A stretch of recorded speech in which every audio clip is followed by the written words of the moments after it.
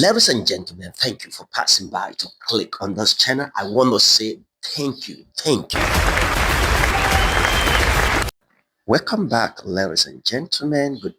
Good afternoon, good evening once again. We want to actually look at what is going on Sahel region. You know, when we talk about Sahel region is made up of Burkina Faso, Mali, and Niger.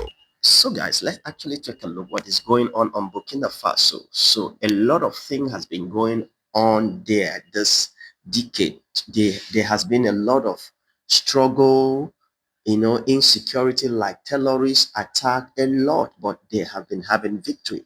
At this recent, we want to see first. I want you to stay with me. The story, the journey will be too long. I just want you to be patient because it's actually good for you to understand what is going on, the struggle that Burkina Faso, Mali, and Niger is going through. Because when we talk about revolution, revolution is a fight, it's a war with different enemies. So at just of this recent, a 32 years French woman that disguised himself as an Arabic, was arrested trying to, smuggle in an explosive substance in Ouagadougou International Airport.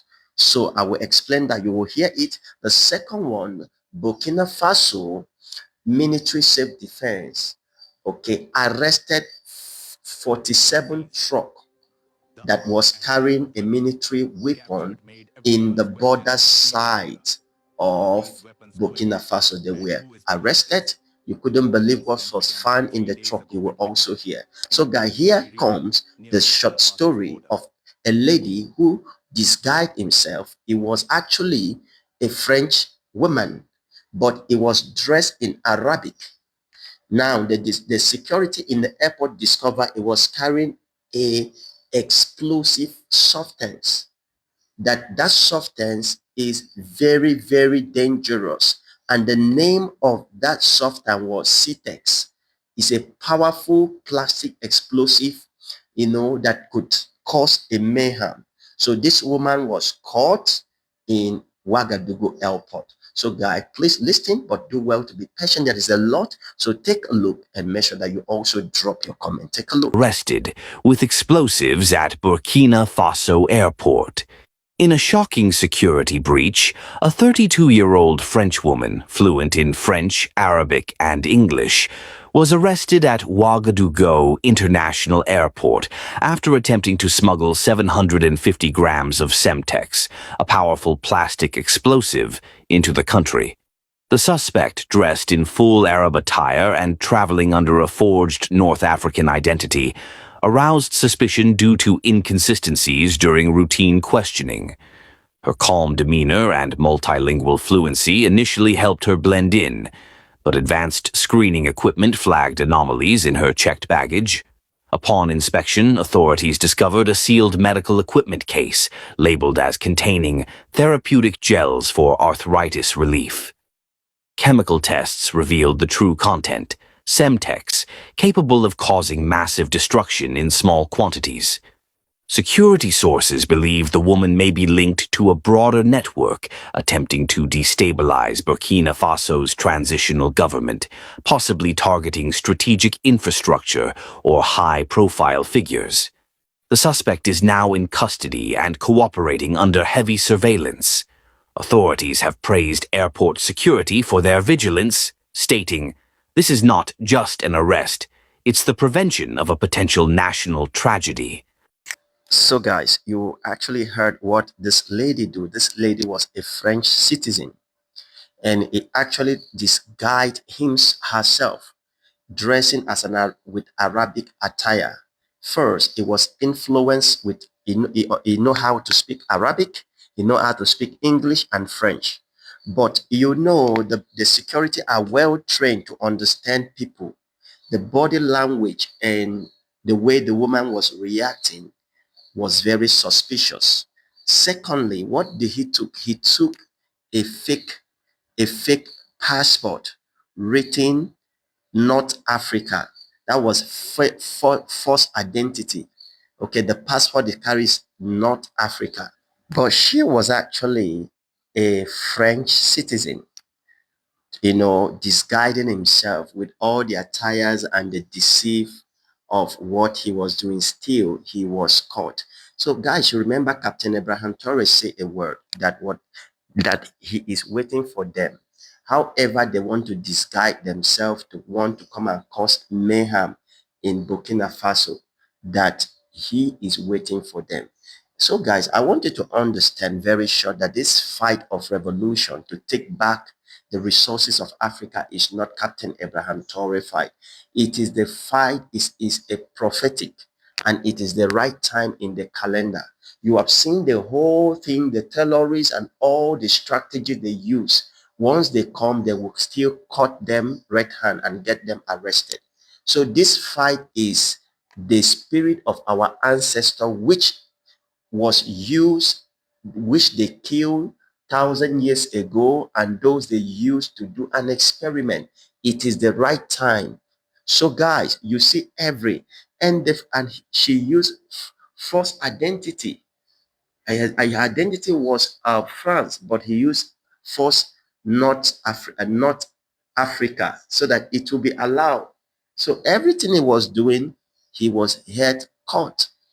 And this is to tell you these guys are not joking. They want to do every means to see that they destabilize Burkina Faso, so whatever logic and means and tactics and strategies they are coming with, okay, the people of Burkina Faso, the security agent will always red-handed caught them and get them arrested.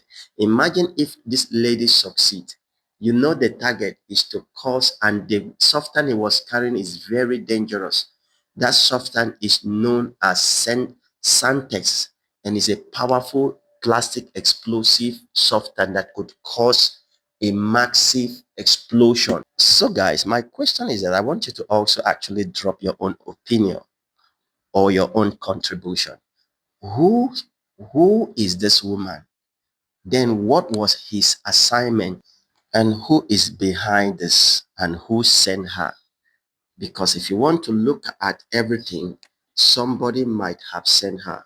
So, guys, I just want you to drop this your own opinion. What was her assignment, and who sent her, and who is behind this? So, guys, drop your opinion.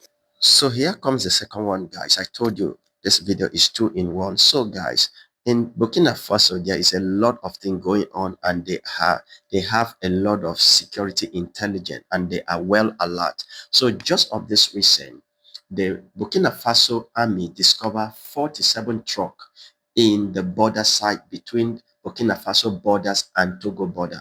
So this truck was 47 in number.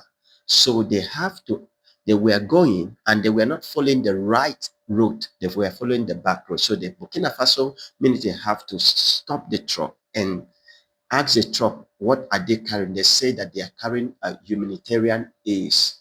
And they ask them, okay, you are carrying humanitarian aid. Why are you passing the backside? So, guys, so listen to the full story, how it happened. Take a look. Were seized. The amount and type of weapons captured made everyone's question even bigger. Who were these weapons going to, and who is behind this? The incident began 3 days ago at midnight in the Kanchari region near Burkina Faso's border with Togo. Border guards noticed abnormal activity during routine patrol. A long convoy was moving along the border line. That is usually quiet at these hours. The size of the convoy and its midnight movement raised suspicion. Border Commander Captain Musa Kabore immediately reported the situation to higher authorities. Intelligence information received claimed the convoy was carrying humanitarian aid, but something was strange. Why would humanitarian aid be transported at midnight? Moreover, the convoy was using deserted back roads, not the normal route. When Traore received this information, his instincts told him this was not an ordinary event.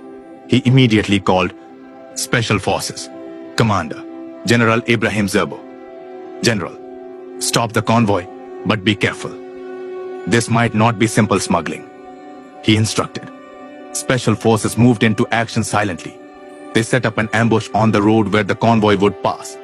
Helicopters took off. Drones began tracking the convoy. The massive convoy of 47 trucks was moving forward, unaware of anything. The operation began around 4 in the morning. Special forces blocked the road. The convoy suddenly stopped. Drivers tried to flee in panic, but the circle was tightening. After a short chase, all drivers were captured. When the first truck was opened, the sight that emerged shocked everyone.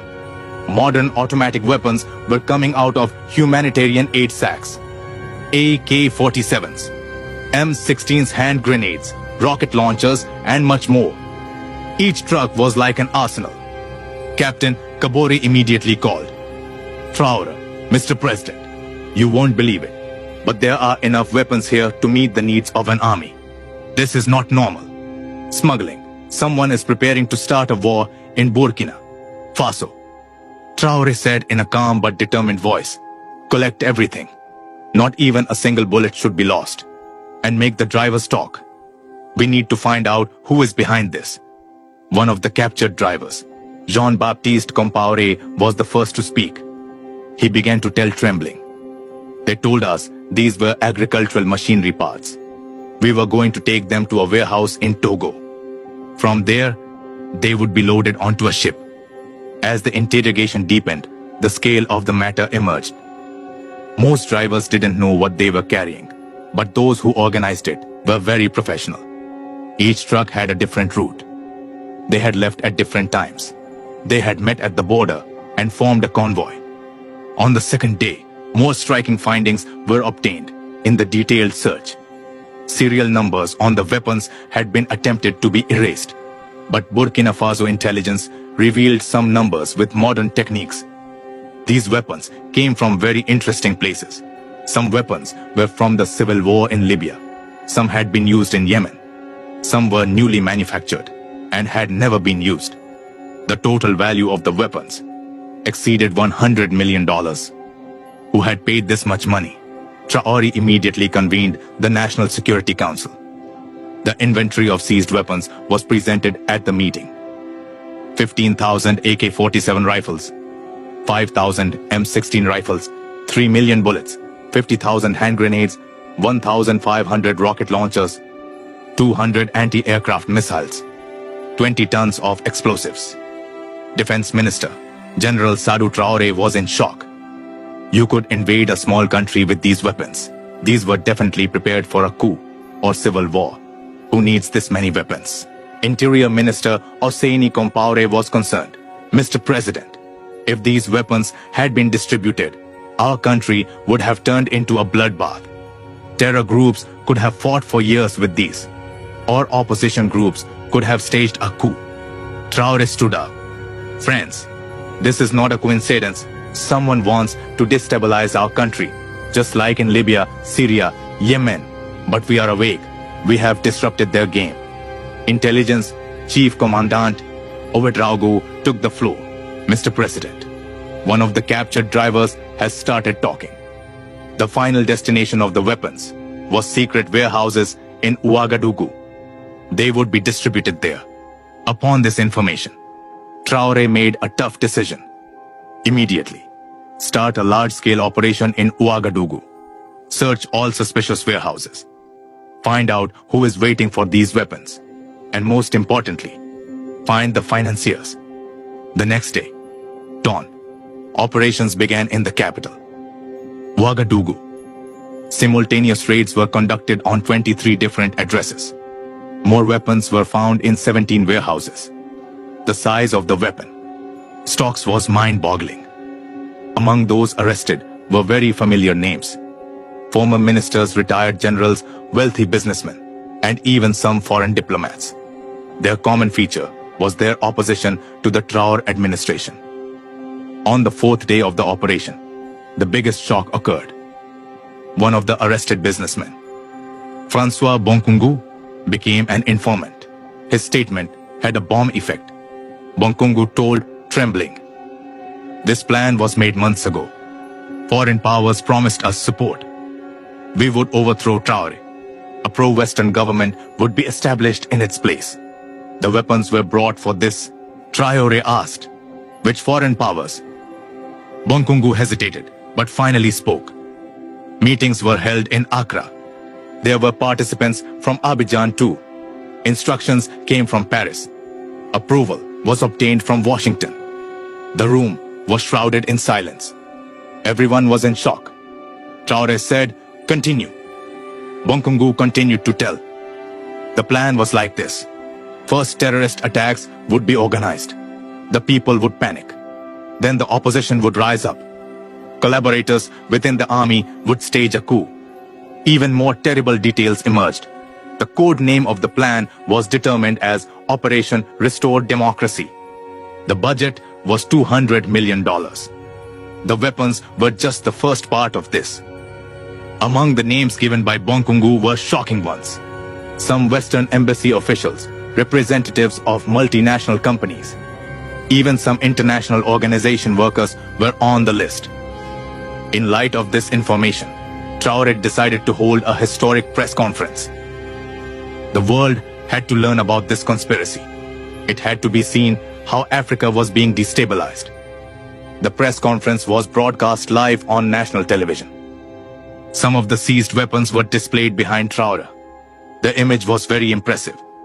The piles of weapons frightened people. Traore began his speech. "Dear Burkinabe brothers and world public, 3 days ago, we prevented the biggest arms smuggling in our history. But this was not just arms smuggling. This was part of a conspiracy planned against our country." He showed the documents in his hand. Here is the evidence. 47 trucks of weapons. Total value $100 million. The target is to destabilize Burkina Faso, to turn our people against each other, and to establish a puppet government. Traore continued with a harsh voice. "Where did these weapons come from? I cannot yet disclose all the details, but I can say these imperialist powers still want to control Africa, but they will not succeed because we are awake." So, guys, it will actually shock you that the enemy within will invite the enemy outside to actually join forces to fight the good thing that want to happen. So, guys, you see that a lot of us, a lot of Africa are their problem. Okay, look at what the mega work that Captain Abraham is doing. Is doing a work that will speak a volume in generation to come that no one has succeeded. They tried it and they were murdered. Instead of the people out there, the same people in Burkina Faso, the business wealthy men to assist him, they are the one joining with the external force to want to destabilize their country. That same road that Captain Abraham Traore and the development will help their business for decades, but they are the one joining forces. You see what they say the problem. But thank God, all their plan, because Captain Abraham Traore have a good heart for Africa and the people of Burkina Faso. So whatever logic and plan these guys are coming in, we are wiser than them. It's not the battle of physical. It is the battle of it's a prophetic, and it is the right time. So guys, you heard it is very, very disgusting to hear such. Imagine that such ammunition what they successfully bring in and carry out their operation. Imagine the massive massacre in Burkina Faso. But God will not allow the blood of innocent one to be shed, because if you watch and watch, all they are trying to do is to make sure that they destabilize Burkina Faso, but they will not succeed. I think that is what I will say. So, guys, you see, please do well to encourage me to like, share, and subscribe, as I always bring you what is going on, and let us join hands to lift the hand of Captain Abraham Traore. He's not doing it for Ole, he's doing it for the entire Africa. So let's join to support Captain Abraham Traore. Thank you guys for watching.